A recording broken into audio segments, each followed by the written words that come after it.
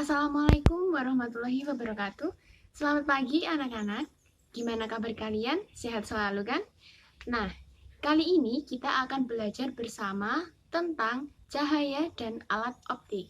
Berikut saya dampingi kalian untuk belajar segala materi tentang cahaya dan alat optik. Nah, teman-teman, ini tadi adalah gambar struktur dari mata. Yang pertama adalah kornea. Kornea merupakan jaringan yang berbentuk kubah transparan yang membentuk bagian mata depan atau paling luar. Fungsi kornea ini sebagai jendela dan jalan masuknya cahaya ke mata. Berkat kornea, mata dapat mengatur masuknya sinar cahaya agar bisa melihat kata-kata dan gambar secara jelas. Kornea ini berfungsi memberikan 65-75% kekuatan fokus mata. Di dalam kornea terdapat banyak ujung syaraf yang membuatnya sangat sensitif. Jika tidak dirawat dengan baik, kornea akan rentan terinfeksi bakteri jamur seperti keratitis. Selain itu, ada juga kemungkinan terjadinya perubahan struktur kornea, yaitu keratokonus. Kemudian adalah nomor 2, bilik mata depan atau anterior chamber. Bilik mata depan adalah kantung mirip jeli yang berada di belakang kornea di depan lensa. Kantung yang juga dikenal dengan istilah anterior chamber ini berisi cairan aqueous humor yang membantu membawa nutrisi ke jaringan mata. Cairan aqueous humor ini juga sekaligus berfungsi sebagai penyeimbang tekanan dalam mata. Nah, kesehatan mata ini juga perlu dipengaruhi oleh proses produksi aliran cairan bilik mata depan. Jika suatu saat terdapat gangguan, hal ini dapat menyebabkan masalah pada tekanan di dalam mata. Contohnya seperti glaukoma. Selanjutnya, nomor 3, sklerea. Sklerea adalah bagian mata yang berbentuk selaput putih keras dengan jaringan fibrosa yang menutupi seluruh bola mata kecuali bagian kornea. Nah, di dalamnya ini terdapat otot yang menempel guna menggerakkan mata yang menempel pada sklerea. Salah satu penyakit yang dikaitkan dengan sklera yang bermasalah adalah skleritis, yaitu peradangan dan pembengkakan yang terjadi di sklera. Selanjutnya, nomor 4 yaitu iris dan pupil. Iris dan pupil ini adalah bagian dari anatomi mata yang saling berhubung satu sama lain. Iris adalah membran yang berbentuk cincin mengelilingi sebuah bulatan kecil berwarna lebih gelap di tengahnya. Nah, bulatan di kecil tengah itulah yang disebut dengan pupil. Pupil ini merupakan otot bagian mata yang bisa tertutup dan terbuka atau mengecil dan membesar. Nah, sementara itu, iris juga berfungsi mengatur jumlah cahaya yang masuk ke mata dan menyesuaikannya dengan bukaan pupil. Nah, ketika pupil ini terpapar oleh cahaya, maka iris akan menutup atau menyempit dan membuat pupil terbuka menjadi lebih kecil untuk membatasi jumlah cahaya yang masuk ke mata. Selain itu, irislah yang menentukan warna mata Anda atau warna kita. Ada yang coklat, biru, dan hitam. Nah, orang dengan mata coklat juga memiliki iris dengan banyak pigmen. Sementara itu, orang yang bermata biru memiliki iris dengan pigmen yang lebih sedikit. Iris dan pupil ini pada mata tidak luput dari kemungkinan terkena penyakit loh. Nah, salah satu gangguan yang dapat terjadi adalah iritis, yaitu pembengkakan dan peradangan pada iris mata. Nama lain dari iristitis adalah uveitis. Selanjutnya adalah nomor 5, yaitu lensa. Lensa adalah bagian mata yang berupa jaringan transparan dan lentur yang terletak di belakang iris dan pupil.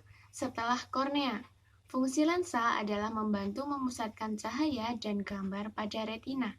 Lensa ini memberikan 25-35% kekuatan fokus mata. Lensa mata ini memiliki tekstur yang lentur dan elastis. Maka dari itu, bentuknya berubah menjadi lengkung dan fokus pada objek sekitar. Misalnya, Ketika kita melihat orang berada di dekat atau dari kejauhan, lensa ini juga merupakan bagian mata yang paling umum mengalami masalah apabila seseorang yang memiliki kondisi rabun jauh atau miopi atau rabun dekat atau hipermetropi. Hal ini disebabkan oleh posisi lensa dan kornea tidak tepat pada bola mata. Nah, lalu gimana? Seiring bertambahnya usia, salah satu bagian penting dari anatomi mata ini juga bisa kehilangan elastisitasnya dan kemampuan menangkap objek secara fokus. Hal ini biasa disebut sebagai presbiopa atau mata tua, yaitu gangguan penglihatan yang paling banyak dialami oleh usia lanjut. Nah, masalah lensa mata ini juga sering diakibatkan oleh penuaan, misalnya ini adalah katarak. Kondisi ini terjadi saat ada bercak atau noda yang menyerupai kabut menutupi lensa mata, sehingga mata tidak dapat melihat dengan jelas. Nomor 6 adalah koroid dan konjungtiva. Koroid ini adalah bagian mata yang berbentuk membran coklat gelap yang terdapat banyak pembuluh darah di dalamnya. Posisinya terletak antara sklera dan retina. Koroid ini berfungsi untuk memasok darah dan nutrisi ke retina ke semua struktur lainnya pada bagian anatomi mata. Sementara itu, konjungtiva adalah lapisan tipis jaringan yang menutupi seluruh bagian mata yang posisinya ada di depan, kecuali untuk kornea. Salah satu gangguan mata yang biasa terjadi pada konjungtiva adalah konjungtivis atau pink eye. Kondisi ini merupakan peradangan yang mengalami pembengkakan pada lapisan konjungtiva, sehingga menyebabkan mata merah dan terasa gatal. Umumnya, kondisi ini bisa dipicu oleh infeksi bakteri, virus, atau alergi. Selanjutnya, nomor 7, badan vitreous. Berbeda dengan cairan aqueous humor tadi yang ada di depan lensa mata vitreous humor ini, yang berada di depan mata, vitreous humor ini terletak di bagian lensa mata. Vitreous adalah zat seperti jeli yang mengisi bagian dalam belakang anatomi mata. Seiring waktu, vitreous menjadi lebih encer dan bisa terlepas dari bagian belakang mata. Jika penglihatan mata terlihat seperti ada awan putih yang mengambang atau cahaya kedipan lampu, segera temui dokter. Pasalnya, zat vitreous ini yang terpisah dapat menyebabkan lubang pada kondisi tertentu disebut lubang makula. Nah, biasanya berkembang di retina. Selanjutnya, nomor 8 adalah retina dan saraf optik. Jaringan yang peka terhadap cahaya, retina ini melapisi permukaan bagian dalam anatomi mata. Nah, sel di retina ini juga mengubah cahaya yang masuk menjadi impuls listrik. Nah, impuls listrik ini dibawa oleh syaraf optik yang menyerupai kabel televisi ke otak, yang akhirnya menafsirkan sebagai gambar atau objek mata lihat.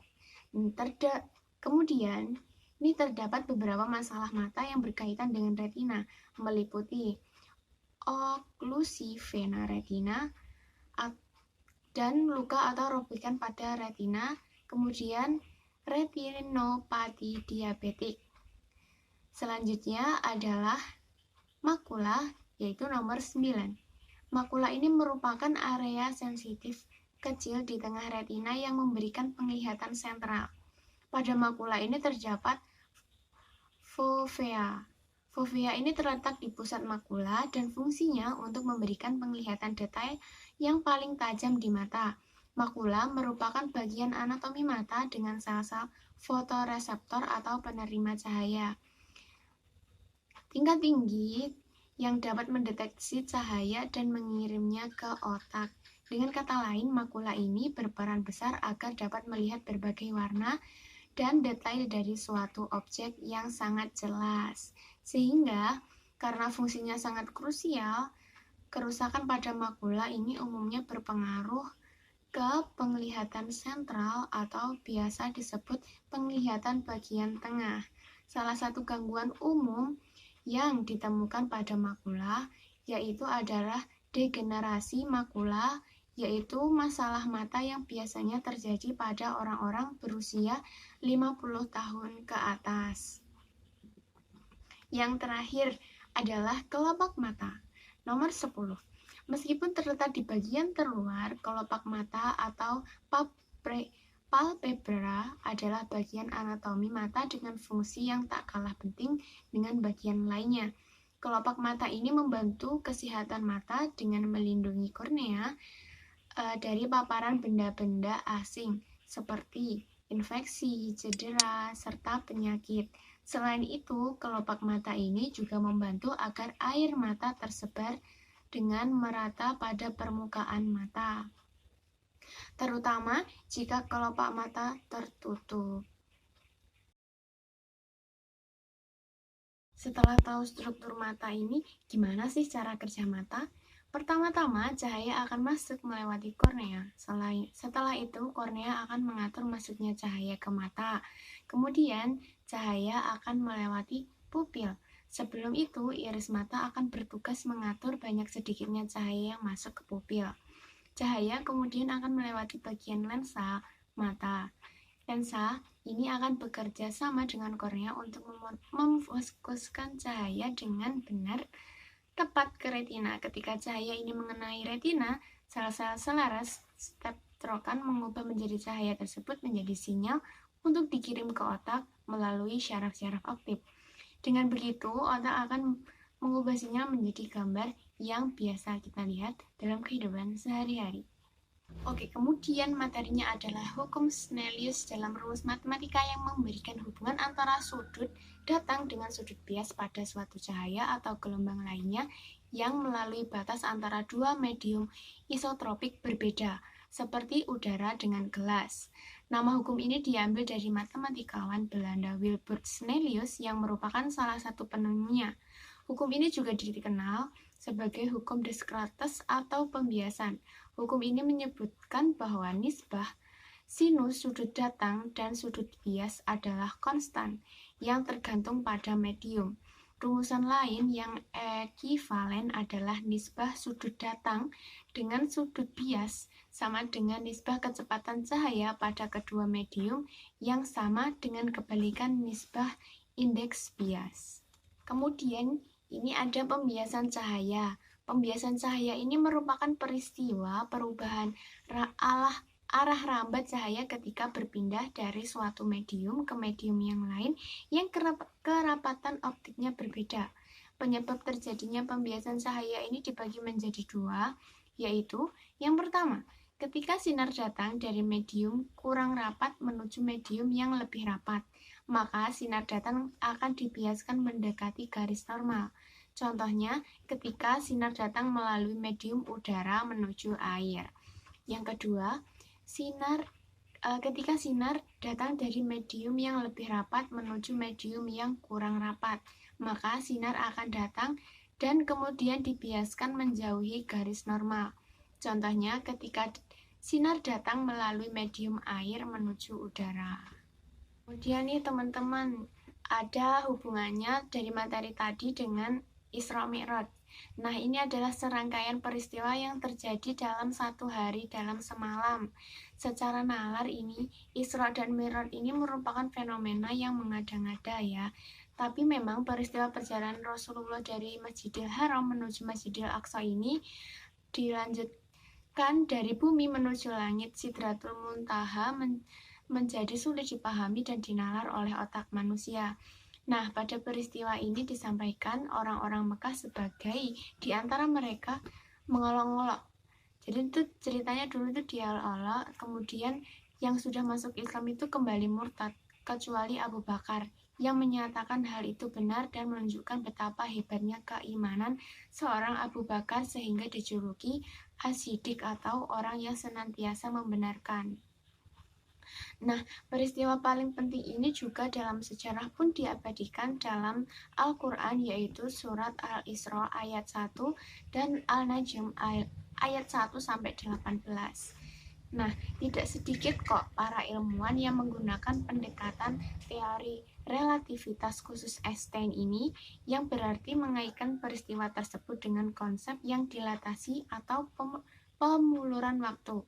Karena perjalanan Nabi bersama dengan malaikat Jibril pada masa itu, kecepatan yang dipakai Nabi Muhammad Rasulullah SAW ini sekitar 3000 km per detik. Seandainya Mi'raj terjadi pukul 8 hingga 4, berarti perjalanan dari bumi ke langit kemudian pulang dari bumi berdurasi ke sekitar 8 jam. Ini mustahil. Jika kecepatan Rasulullah setara dengan kecepatan cahaya, maka beliau belum keluar dari sistem tata surya. Sebab jika dikalikan dengan 3000 km per detik, akan dihasilkan jarak tempuh sejauh 40 miliar 3.200.000 persekian untuk mencapai Neptunus. Artinya membutuhkan sekitar 4,4 tahun kecepatan cahaya untuk mencapai Alpha Centauri. Nah, dari sekian banyak teori relativitas umum, Einstein ini bisa memahami bahwa peristiwa Isra Mi'raj ini dengan teori relativitas umum. Nah, Isra Mi'raj ini adalah rangkaian peristiwa yang terjadi sehari semalam. Jadi secara nalar ini peristiwa Isra Mi'raj ini bukanlah fenomena yang mengada-ngada. Memang perjalanan dari Rasulullah dari Masjidil Haram menuju Masjidil Aqsa ini kemudian dilanjutkan dari bumi menuju langit Sidratul Muntaha. Nah, itu tadi teman-teman, adik-adik, adalah materi cahaya dan alat optik yang dikaitkan dengan peristiwa Isra Mi'raj. Jadi para ilmuwan IPA ini tidak mengada-ngada atau ada dasarnya dari Al-Quran yang sudah dijelaskan. Jadi sekian dari saya. Apabila ada kurang lebihnya, saya mohon maaf. Wassalamualaikum warahmatullahi wabarakatuh. See you, goodbye.